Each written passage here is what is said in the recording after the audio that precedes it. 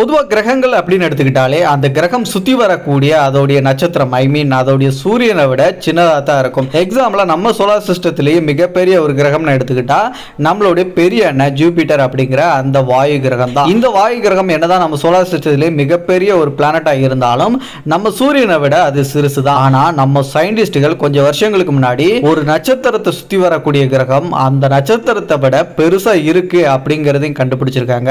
அது மட்டும் கிடையாது, நம்மளுடைய சோலார் சிஸ்டத்திலேயே பெரிய எண்ணம் சொல்லப்படக்கூடிய நம்ம ஜூபிட்டரை விட பிரம்மாண்டமான ஒரு கிரகத்தையும் நம்ம சயின்டிஸ்டுகள் கண்டுபிடிச்சிருக்காங்க. இந்த வீடியோல அந்த ரெண்டு கிரகத்தை பத்தி தான் நம்ம தெரிஞ்சுக்க போறோம். நம்ம டிக்கெட் ராஜா சேனலுக்கு இதான் முதல் தடவை வந்திருக்கீங்கன்னா சேனலை சப்ஸ்கிரைப் பண்ணி பெல் நோட்டிஃபிகேஷனை கரெக்டா செட் பண்ணி வச்சுக்கோங்க. இந்த வீடியோ பார்த்து முடிச்சதுக்கு அப்புறம் மறக்காம லைக் கொடுத்துருங்க நண்பா. வெல்கம் பேக் ஆன நியூ வீடியோ. நான் உங்கள் சேகர். WD1856b அப்படின்னு சொல்லப்படக்கூடிய இந்த ஒரு கிரகம் தான் ஒரு நட்சத்திரத்தை விட பெருசா இருக்கக்கூடிய கிரகம் அப்படிங்கிறதுக்கு ஒரு பாசிபிலிட்டியை இந்த ஒரு கிரகம் அப்படிங்கிறது கிடைச்சிருக்கு. இந்த கிரகத்தோட பேரை நான் சொல்லும் போது ஒரு சில பேர் கண்டிப்பா கெஸ் பண்ணியிருப்பீங்க. சயின்ஸ் மேல ஆர்வம் இருக்கிறவங்க நல்லா தெரிஞ்சிருக்கும். ஸோ WD1856b அப்படி சொல்லும் போதே இது சுத்தி வரக்கூடிய நட்சத்திரம் அப்படிங்கிறது ஒரு ஒயிட் வார்ப் நட்சத்திரம் தான். நம்ம சூரியன் மாதிரி ஆரம்பத்தில் இருந்த நட்சத்திரம் பிரம்மாண்டமான ரெட் ஜெயண்ட் ஸ்டாரா மாறி இப்போ குட்டியா இருக்கக்கூடிய ஒரு ஒயிட் வார்ப் நட்சத்திரமா மாறி இருக்கக்கூடிய நட்சத்திரத்தை தான் இந்த கிரகம் அப்படிங்கிறது சுத்தி வந்துட்டு இருக்கு. இந்த WD1856b அப்படின்னு சொல்லப்படக்கூடிய இந்த கிரகம் நம்மளுடைய சோலார் சிஸ்டத்தில் இருக்கக்கூடிய ஜூபிட்டரோடைய சைஸுக்கு ஆல்மோஸ்ட் ஈக்குவலா இருக்கும் இந்த பிளானட் அப்படின்னு சொல்றாங்க.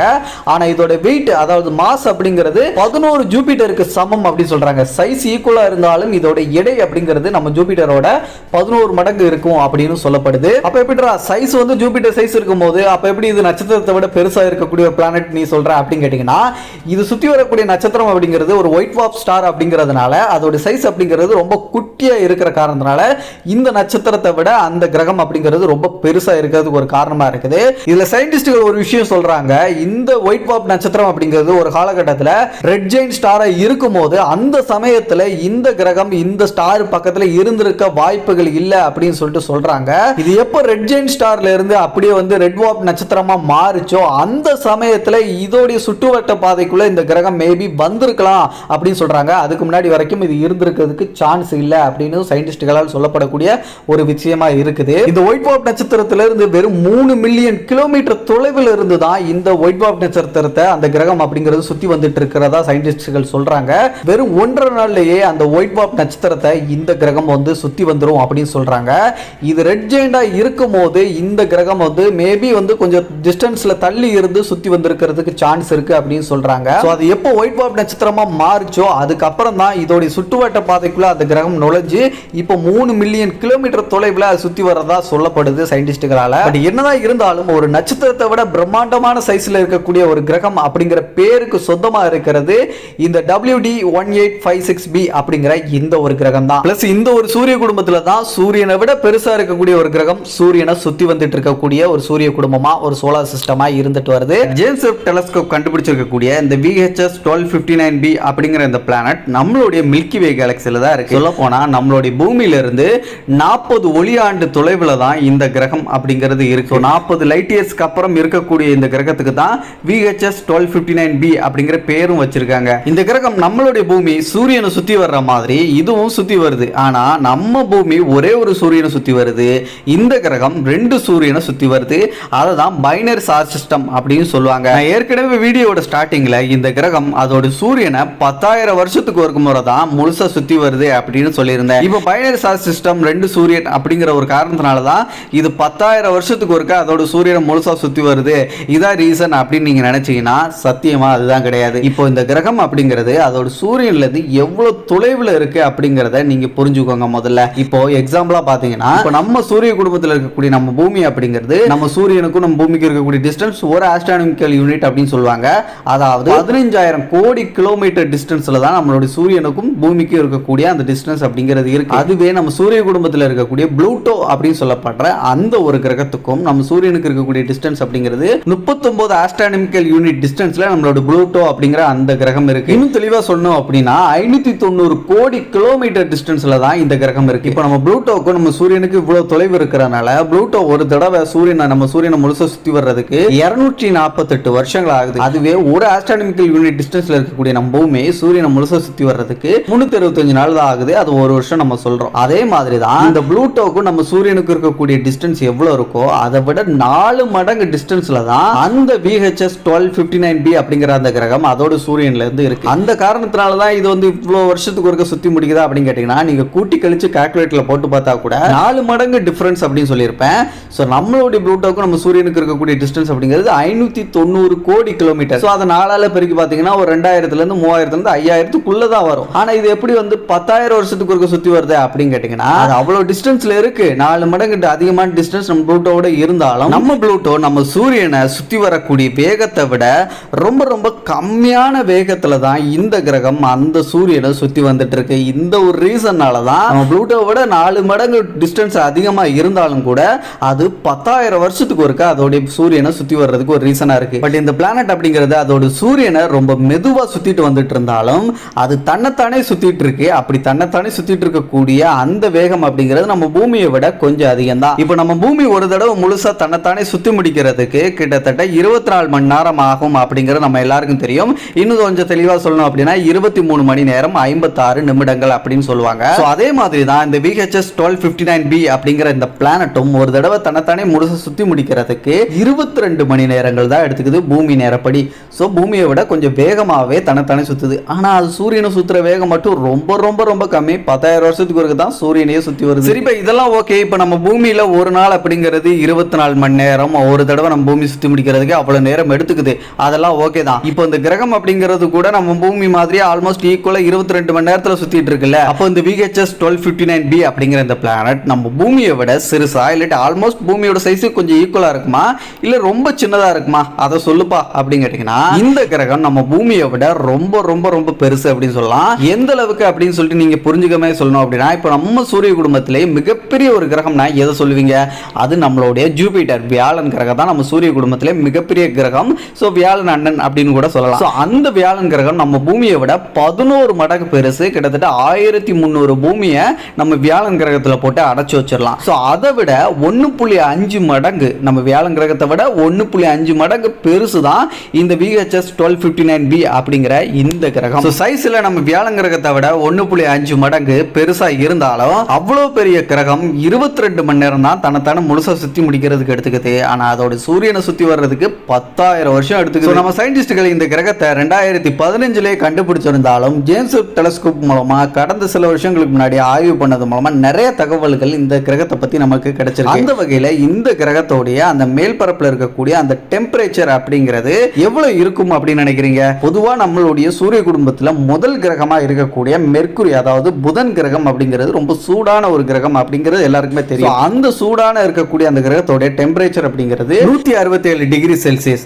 அதுவே நம்ம சூரிய குடும்பத்திலிருந்து ரொம்ப தொலைவில் இருக்கக்கூடிய ஒரு கிரகம் அப்படின்னு எடுத்துக்கிட்டா அது ப்ளூட்டோ அப்படின்னு சொல்லப்படுற அந்த ஒரு கிரகத்தை எடுத்துக்கலாம். ப்ளூட்டோ கிரகத்தோட அந்த டெம்பரேச்சர் அப்படிங்கிறது -225 டிகிரி செல்சியஸ். ஸோ இந்த இடத்துல நம்ம புரிஞ்சுக்க வேண்டிய விஷயம் என்னன்னா ஒரு கிரகம் அப்படிங்கிறது அதோட சூரியனுக்கு ரொம்ப பக்கத்தில் இருக்கிற பட்சத்தில் அதோடைய வெப்பம் அப்படிங்கிறது ரொம்ப அதிகமாக இருக்கும். அதுவே அதோட சூரியன்ல இருந்து ரொம்ப தொலைவில் இருக்கும் போது கொஞ்சம் குளிர்ச்சியா இருக்கக்கூடிய ஒரு கிரகமா இருக்கும் அப்படிங்கிறத நம்ம இதன் மூலமா புரிஞ்சுக்கலாம். அந்த வகையில வச்சு பார்க்கும்போது இந்த VHS 1259b அப்படிங்கிற அந்த கிரகம் அதோடைய பைனரி ஸ்டார் சிஸ்டத்துல இருந்து ரொம்ப ரொம்ப தொலைவில் இருக்கு. ஸோ எந்த அளவுக்கு அப்படின்னா நம்மளுடைய ப்ளூட்டோக்கும் சூரியனுக்கு இருக்கக்கூடிய டிஸ்டன்ஸை விட 4 மடங்கு அதிகமான டிஸ்டன்ஸ்ல இந்த கிரகம் அப்படிங்கிறது அதோட சூரியன்ல இருந்து இருக்கு. அப்படி இருக்கும்போது ரொம்ப கோல்டா ரொம்ப சில்லுன்னு இருக்கக்கூடிய ஒரு கிரகமா தானே இருக்கணும் கண்டிப்பா அப்படின்னு நீங்க நினைப்பீங்க. ஆனா அதுதான் கிடையாது. ஜேம்ஸ் வெப் டெலஸ்கோப் இந்த கிரகத்தை பத்தி ஆய்வு பண்ணும் போது அந்த கிரகத்தோட டெம்பரேச்சர் அப்படிங்கிறது 830 டிகிரி செல்சியஸ் அப்படிங்கிற விஷயத்தை ஜேம்ஸ் வெப் டெலஸ்கோப் கண்டுபிடிச்சது. இந்த இடத்துல நம்மளுடைய சூரியனுக்கு பக்கத்தில் இருக்கக்கூடிய காரணத்தினால நம்மளுடைய மெர்க்குரி புதன் கிரகத்தோடைய வெப்பம் அப்படிங்கிறது 167 டிகிரி செல்சியஸ்ல இருக்கு. நம்ம புதன் கிரகத்தை பொறுத்த வரைக்கும் அது வெப்பமா இருக்கிறதுக்கு நம்ம சூரியன் ஒரு காரணம். ஆனா இந்த இடத்துல இந்த கிரகம் இவ்வளவு வெப்பமா இருக்கிறதுக்கு அதோடைய பைனரி ஸ்டார் சிஸ்டம் வந்து காரணமா இல்லாம அந்த கிரகமே காரணமா இருக்கு. அதுக்கான வெப்பத்தை அதுவே கொண்டு இருக்கு அப்படிங்கிற விஷயத்தை சயின்டிஸ்டுகள் கண்டுபிடிக்கிறாங்க. இதை தொடர்ந்து மேற்கொண்டு ஆய்வு பண்ணது மூலமா இந்த கிரகத்தோட மேல் பகுதியில் சூடா இருக்கக்கூடிய அந்த ஆப்ஜெக்ட்கள் எல்லாமே மேல் நோக்கி போகிறதாகவும் மேல இருக்கக்கூடிய அந்த கிரகத்தில் இருக்கக்கூடிய கூலான ஆப்ஜெக்ட்கள் எல்லாமே கீழ் நோக்கி தள்ளப்படுறதாகவும் சொல்றாங்க. இந்த காரணங்களால அதோடைய வெப்பம் அப்படிங்கிறது கொஞ்சம் மாறுபட்டு இருக்கு அப்பப்போ அப்படின்னு சொல்லப்படுது. இந்த மாதிரியான காரணங்களாலேயே இந்த கிரகம் அப்படிங்கிறது ரொம்ப ரொம்ப ரொம்ப ரொம்ப யங்கான ஒரு கிரகம், ஒரு பிளானட் அப்படின்னு சொல்றாங்க. அதுவும் எந்த அளவுக்கு யங்கான ஒரு பிளானட் சொல்றாங்கன்னா இந்த கிரகம் உருவாகி 15 கோடி வருஷங்கள் தான் ஆகுது அப்படின்னு சொல்றாங்க. என்னடா 15 கோடி வருஷம் அப்படிங்கிறது உனக்கு எங்க அப்படின்னு கேட்டீங்கன்னா, இப்போ நம்ம பூமி எத்தனை வருஷம் ஆயிருக்கும்னு நினைக்கிறீங்க உருவாகி? 450 கோடி வருஷங்கள் ஆகுது நம்மளுடைய பூமி, நம்ம வாழ்ந்துட்டு இருக்கக்கூடிய இந்த உலகம் அப்படிங்கிறது உருவாகி. அப்போ 15 கோடி வருஷம் தான் அந்த கிரகம் உருவாகி இருக்கு அப்படின்னா அது ரொம்ப ரொம்ப ரொம்ப ரொம்ப யங்கான ஒரு கிரகம் தானே. இதெல்லாம் வச்சு நம்ம சயின்டிஸ்டுகள் சொல்ல வர்றது என்ன அப்படின்னா, இந்த கிரகம் அப்படிங்கிறது உருவாகி ஒரு 15 கோடி வருஷம் தான் ஆகியிருக்கும். ஆனா அது இன்னும் முழுமை அடையல. அந்த கிரகம் அப்படிங்கிறது முழுசா கிரகமா மாறல. நம்ம வாழ்ந்துட்டு இருக்கக்கூடிய இந்த பூமி உட்பட நம்ம சூரிய குடும்பத்தில் இருக்கக்கூடிய எல்லா கிரகங்களும் உருவான சமயத்துல எப்படி கொழுந்து விட்டு எரிஞ்சிட்டு இருக்கக்கூடிய ஒரு நெருப்பு பந்து மாதிரி இருந்துச்சோ, அதே மாதிரி தான் இந்த VHS 1259b அப்படிங்கிற இந்த கிரகமும் எரிஞ்சிட்டு இருக்குப்பா அப்படின்னு நம்ம சயின்டிஸ்ட்கள் வந்து சொல்றாங்க. இன்னும் பல கோடி வருஷங்களுக்கு அப்புறம் அந்த கிரகத்தோட டெம்பரேச்சர் அப்படிங்கிறது மெல்ல மெல்ல குறைஞ்சு அது கூல் டவுன் ஆகி நம்ம பூமி மாதிரி ஒரு கிரகமா உருவாகும். அதுக்கு இன்னும் பல கோடி வருஷங்கள் ஆகலாம் அப்படின்னு சொல்லிட்டு சயின்டிஸ்ட்களால வந்து சொல்லப்படுது. பூமி மாதிரி இன்னொரு கிரகத்தை நம்ம வந்து இந்த ஸ்பேஸ்ல கண்டுபிடிக்கிறோம் அப்படின்னா அதை வந்து எப்படி கண்டுபிடிப்போம்? ஒரு டெலஸ்கோப் மூலமா, அந்த டெலஸ்கோப்பை வச்சு நம்ம டிரான்சிட் மெத்தட் மூலமா கண்டுபிடிப்போம். டிரான்சிட் மெத்தட் அப்படிங்கிறது ஒரு கிரகம் அப்படிங்கிறது ஒரு சூரியனை சுத்தி வருது அப்படின்னா அந்த சூரியனுடைய அந்த பிரைட்னஸ் வெளிச்சம் அப்படிங்கிறது ஏதாச்சும் ஒரு ஆப்ஜெக்ட் சுத்தி வரும்போது தடைப்படும். அப்படி தடைப்படுது அப்படின்னா அந்த இடத்துல ஒரு கிரகம் இருக்கு அப்படிங்கிற விஷயத்தை அந்த டிரான்சிட் மெத்தட் மூலமா கண்டுபிடிப்பாங்க. இதே மாதிரி இந்த VHS 1259b அப்படிங்கிற இந்த கிரகத்தை ஜேம்ஸ் வெப் டெலஸ்கோப் மூலமா கண்டுபிடிச்சிருக்காங்க இல்லையா, அது சுத்தி வர்றதுக்கே 10,000 வருஷத்துக்கு ஒருக்க ஆகும். அப்படி 10,000 வருஷத்துக்கு சுத்தி வரும்போது மட்டும்தான் இந்த VHS 1259b அப்படிங்கிற இந்த பிளானட்டை நம்மளால கண்டுபிடிக்க முடியும். ஆனா இப்போ கண்டுபிடிச்சிருக்கிறத வச்சு பார்க்கும்போது அதுக்கு சாத்தியமே இல்லை, வாய்ப்பே இல்லை. ஏன்னா நம்ம ஜேம்ஸ் வெப் டெலஸ்கோப் கண்டுபிடிச்சு கொஞ்சம் வருஷங்களுக்கு முன்னாடி தான் நம்ம விண்வெளிக்கு அனுப்பியிருக்கோம். அப்படி இருக்கும்போது 10,000 வருஷத்துக்கு ஒருக்க சூரியனை சுத்தி வரக்கூடிய ஒரு கிரகத்தை கண்டுபிடிக்கிறதுக்கு வாய்ப்பே இல்லை டிரான்சிட் மெத்தட் மூலமா. அப்ப எப்படி இது சாத்தியம் அப்படின்னு கேட்டீங்கன்னா, இந்த VHS 1259b அப்படிங்கிற இந்த பிளானட் தனக்கே உரிய ஒரு வெப்பத்தை கொண்டு இருக்குது அப்படிங்கிற விஷயத்தை நான் முதல்ல சொல்லியிருந்தேன் இல்லையா. அந்த ஒரு விஷயத்தினால இந்த கிரகம், அந்த ஒரு ரீசன்னால இந்த கிரகம் தனக்கே உரிய ஒரு வெளிச்சத்தையும் வெளியிடுது. அந்த வெளிச்சத்தை டைரக்டா வந்து ஜேம்ஸ் வெப் டெலஸ்கோப் அப்படிங்கிறது ஃபோக்கஸ் பண்ணி தான் இந்த ஒரு கிரகத்தை கண்டுபிடிச்சிருக்கு. அது மட்டும் இல்லாம அந்த கிரகத்தோட வளிமண்டலங்கள்ல இந்த மாதிரியான விஷயங்கள்லாம் இருக்கு அப்படின்னு சொல்லிட்டு அதுல இருந்து வெளிப்படக்கூடிய அந்த ஒளியை நம்ம ஜேம்ஸ் வெப் டெலஸ்கோப்ல இருக்கக்கூடிய அந்த ஸ்பெக்ட்ரோமீட்டர் மூலமா அதை ஃபில்டர் பண்ணி நமக்கு நிறைய விஷயங்களை சொல்லியிருக்கு. அப்படி சொன்ன விஷயங்கள் என்னன்னா, இந்த கிரகத்தோடைய வளிமண்டலத்துல சிலிக்கான் அப்படிங்கிற ஒரு விஷயம் இருக்கு அப்படிங்கிற விஷயத்தை அந்த ஸ்பெக்ட்ரோமீட்டர் மூலமா நம்மளுக்கு கண்டுபிடிச்சிருக்கு ஃபில்டர் பண்ணி. இதை தாண்டி தண்ணி இருக்கு, கார்பன் டை ஆக்சைடு இருக்கு அப்படிங்கிற விஷயத்தையும் இந்த கிரகத்துல கண்டுபிடிச்சிருக்கு நம்ம ஜேம்ஸ் வெப் டெலஸ்கோப். இப்படி கண்டுபிடிக்கக்கூடிய இந்த முறையும் நம்ம ஜேம்ஸ் வெப் டெலஸ்கோப்புக்கு இதுதான் முதல் முறை அப்படின்னு சொல்றாங்க. இதை வச்சு நம்ம ஜேம்ஸ் வெப் டெலஸ்கோப் அப்படிங்கிறது எந்த அளவுக்கு ஒரு அட்வான்ஸான ஒரு டெலஸ்கோப் அப்படிங்கறத நம்ம எளிமையா புரிஞ்சுக்க முடியும். இது கூடவே நம்ம ஜேம்ஸ் வெப் டெலஸ்கோப் இந்த VHS 1259b அப்படிங்கிற இந்த கிரகத்துல அதோட வளிமண்டலத்துல இந்த மாதிரியான சிலிக்கான், வாட்டர் கண்டென்ட், இந்த மாதிரியான எலிமெண்ட்ஸ் எல்லாம் இருக்கு அப்படிங்கறத கண்டுபிடிக்கிறதுக்கு ஒரு காரணமா இருந்தது அந்த கிரகத்தோட கிராவிட்டி, அதோட ஈர்ப்பு விசை அப்படிங்கிறது ஒண்ணுதான். இந்த ஈர்ப்பு விசை அப்படிங்கிறது நம்மளுடைய வியாழன் கிரகத்தை விட 1.5 மடங்கு இந்த கிரகம் பெருசா இருக்கும் போது ஈர்ப்பு விசையும் இந்த கிரகத்துக்கு அதிகமா இருக்கும்னு நினைப்பீங்க. ஆனா உண்மையிலே அப்படி கிடையாது. இந்த கிரகத்தோட ஈர்ப்பு விசை அப்படிங்கிறது நம்ம வியாழன் கிரகத்தை விட ரொம்ப ரொம்ப கம்மி தான். இந்த அளவுக்கு ஈர்ப்பு விசை அப்படிங்கிறது அந்த கிரகத்துல கம்மியா இருக்கிற காரணத்தினால தான் அந்த கிரகத்துல இருக்கக்கூடிய அந்த எலிமெண்ட்ஸ் எல்லாமே, அந்த சிலிக்கான் மாதிரியான எல்லா விஷயங்களும் அதோடைய நிலத்துல போய் செட்டில் ஆகிறதுக்கு பதிலாக அந்த எலிமெண்ட்ஸ் எல்லாமே மிதந்துட்டு இருக்கிறதுக்கு ஒரு காரணமாகவும் வளிமண்டலத்துல வந்து பார்க்கறதுக்கு இருக்கிறதுக்கு ஒரு ரீசனா இருக்கு. இந்த ஒரு ரீசனை வச்சு தான் நம்மளுடைய ஜேம்ஸ் வெப் டெலஸ்கோப் அப்படிங்கறது அந்த ஸ்பெக்ட்ரோமீட்டர் மூலமா அதை ஃபில்டர் பண்ணி இந்த எலிமெண்ட்ஸ் எல்லாம் இருக்குதுப்பா அப்படின்னு சொல்லிட்டு கண்டுபிடிச்சிச்சு. ஃபைனலா நம்மளுடைய சயின்டிஸ்டுகள் சொல்லக்கூடிய விஷயம் என்னன்னா, இந்த கிரகத்தை பத்தி இப்போதைக்கு நம்மளோட ஜேம்ஸ் வெப் டெலஸ்கோப்பை வச்சு இவ்வளவு விஷயங்கள் நம்ம தெரிஞ்சிருந்தாலும் இது எல்லாமே வெறும் ஆரம்பம் தான். ஃபியூச்சர்ல இன்னும் நிறைய விஷயங்கள் நம்ம தெரிஞ்சுக்கலாம் அப்படின்னு சொல்றாங்க.